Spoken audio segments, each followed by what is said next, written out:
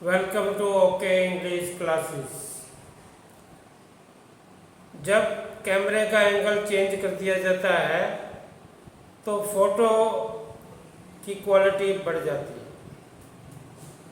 यही एक टॉपिक है आज का हमारा, how to crack passive voice. हमारा जो सेंटेंस होता है इसमें दो प्रकार के वॉइस मीन्स बोलने के तरीके होते हैं। एक होता है कि सेंटेंस में हीरो कौन है, और एक सेंटेंस होता है जिसमें कार्य हीरो होता है। Let's see the difference. Virat scored a century. इस सेंटेंस में विराट हीरो है, सेंचुरी पे कम फोकस जा रहा है, एंगल एक अलग है। When we say a century was scored by Virat, तो इस सेंटेंस में सेंचुरी जो है वो हीरो है। जैसे हम कहते हैं रोहित ओपन द डोर, अगर बिना रोहित के कहना हो और सेंस सेम रखनी हो तो हम क्या कहेंगे? The door was open, meaning same है।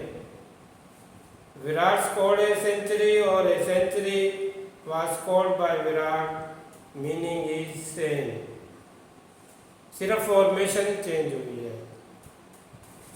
तो Virat is the doer in first sentence. Doer means century बनाने वाला, लेकिन दूसरे सेंटेंस में हम देख रहे हैं century was scored by Virat. तो century is the subject grammar के अनुसार, but century is not the doer. तो जब सब्जेक्ट में डूअर नहीं होता, जब सेंटेंस हम बनाते हैं तो एक्टिव वॉइस समझे। एक्टिव वॉइस में क्या होता है? सब्जेक्ट ही डूअर होता है। Virat scored a century, Virat doer है, करता है, जिसको हम कहते हैं सेंचुरी बनाने वाला है। तो कई बार हमें सब्जेक्ट पता ही नहीं होता। जब हम पूछते हैं घर में कि गिलास किसने तोड़ा, गिलास टूटा है, किसने तोड़ा नहीं पता। क्लास में हम पूछते हैं खिड़की किसने तोड़ी, सब कहते हैं खिड़की was broken, the window was broken, the window pane was broken. तो कार्य इंपॉर्टेंट हो गया। तो व्हाट वी डू, हम करते क्या है? When we do passive voice, doer को हम चेंज कर देते हैं। तो फॉर्मेशन क्या होती है? Object plus helping verb.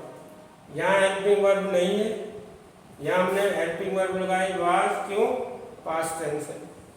Present tense में हम इज वर्ब लगाते हैं, पास्ट टेंस में वाज वर्ब लगाते हैं, परफेक्ट टेंस में हम हैज हैव लगाते हैं।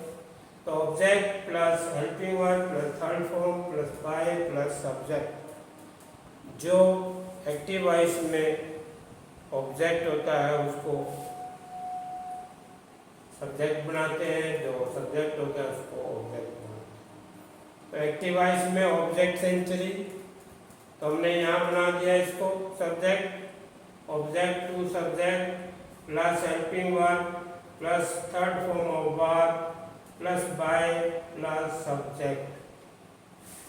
One thing more which is very important, we should always use third form of verb while doing passive voice. In passive voice sentences, we always use third form of verb with helping verb. See another sentence. The building was built last year. This building was built last year. तो इसमें building किसने बनाई ये important नहीं है, building important है। This building was built, was is helping verb, built third form last year, this is a passive voice. जब doer का पता ना हो तो हम पैसिव वॉइस यूज करते हैं। Another sentence, someone stole my car. पता नहीं किसने मेरी कार चुराई। तो we will say my car was stolen. मेरी कार चोरी हो गई। जैसे कहते हैं कि बैंक लूट लिया गया, ये थोड़ी बताते हैं बैंक किसने लूटा है। उस समय ये सेंटेंस बताते हैं द बैंक वाज लूटेड या रॉब्ड। तो कहाँ कहाँ हम पैसिव वॉइस यूज करते हैं? Number 1, doer is unknown. जब डूअर का पता ना हो, जब डूअर अनइम्पोर्टेंट हो, जैसे इस सेंटेंस में the building was built last year, इसमें पता ही नहीं कौन है बनाने वाला। या डूअर इज ऑब्वियस, अगर चोरी की है तो किसी ने की है।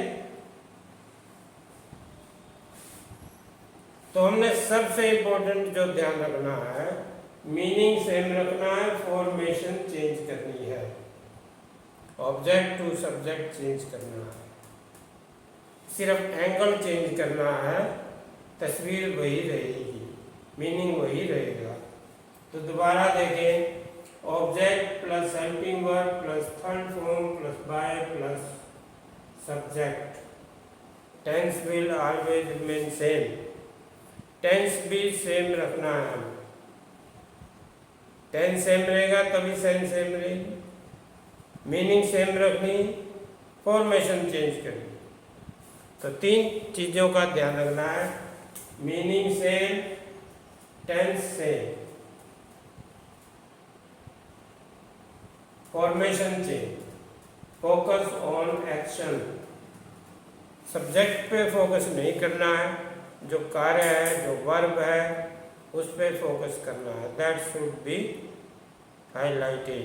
तो हीरो किसको बनाना है हमने? जो एक्शन है उसको हीरो बनाना है।